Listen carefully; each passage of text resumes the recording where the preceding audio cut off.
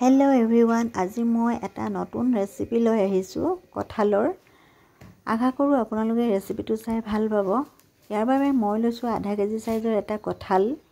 হাতত মই অকণমান মিঠাতেল লগাই লৈছোঁ, নহ'লে আঠাখিনি হাতত লাগি ধৰে। এতিয়া মই কঁঠালৰ বাকলি গুচাই সৰু সৰুকৈ পিচ কৰি ল'ম।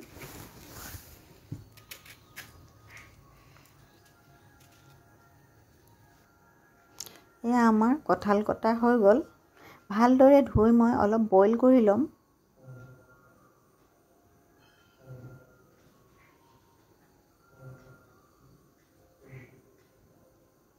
ইয়াত অকণমান পানী দিম, অকণমান হালধি, অকণমান নিমখ দিম।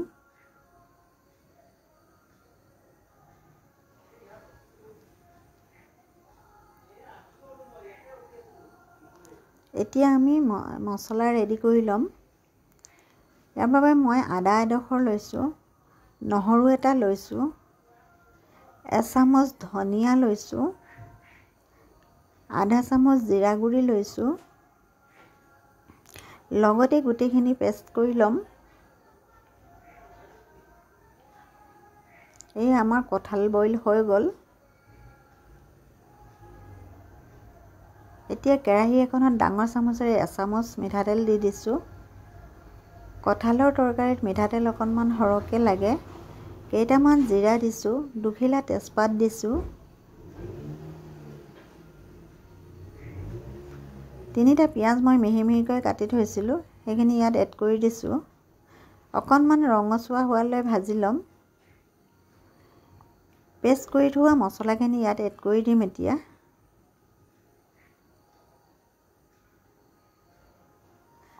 জালুক অকণমান দি দিম, এচামুচ গুড়ি জলকীয়া দি দিছোঁ, এচামুচ হালধি দি দিছোঁ।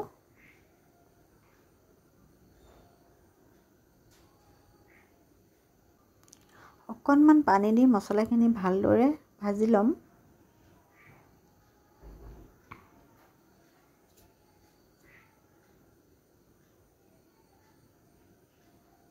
জোখমতে নিমখ দি দিছোঁ।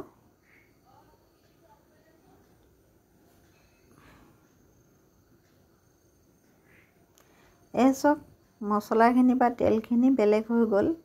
আমাৰ মছলা ৰেডি হৈ গ'ল। এতিয়া সৰু আলু এটা কাটি দিছিলোঁ।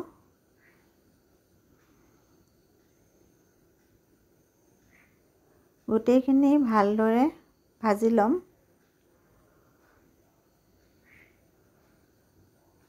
দুটা বিলাহী কাটি দিছোঁ।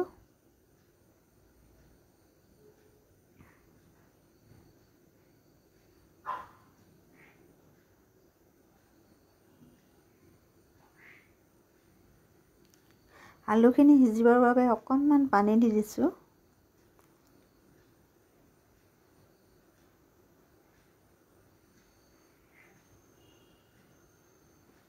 আলুখিনি সিজি গ'ল অলপ।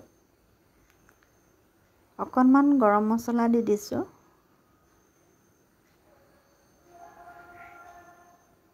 এতিয়া মই 1 গিলাচ পানী দি দিছোঁ।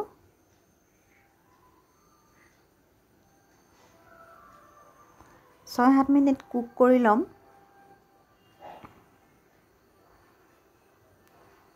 চাওক, আমাৰ কঁঠালৰ তৰকাৰী ৰেডি হৈ গ'ল। আপোনালোকে ৰেচিপিটো চাই কেনে পালে? যদি ভাল লাগে লাইক কমেণ্ট কৰিব। আৰু কঁঠালৰ তৰকাৰী কোনে কোনে খাই ভাল পায় জনাবচোন। আকৌ অন্য এটি ৰেচিপি লৈ আপোনালোকৰ ওচৰত উপস্থিত হ'ম। আজিলৈ বাই।